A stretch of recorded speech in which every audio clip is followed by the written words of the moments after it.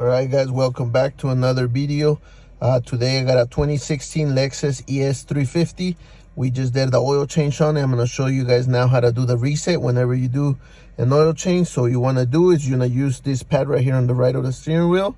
You're going to press back. You can do it with either with the ignition on or with the car on, doesn't matter. Then you're going to go on the top of the screen. You're going to go into settings all the way to the right there. Then you're gonna want to click right there where it says vehicle settings.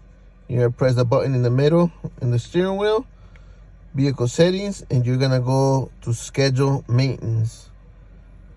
Once you do that, it's gonna ask you if you want to reset data. You go up again with the pad on the right side of the steering wheel.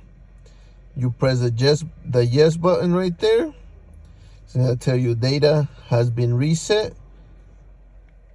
Then you just go back again. At this point, you can go ahead and start the vehicle. Make sure the light goes away. And as you can see, the maintenance light is no longer there. So there we go. That means you're good to go. Hopefully this video helped you guys. If you did, don't forget to follow and like for more. And we'll catch you guys on the next video.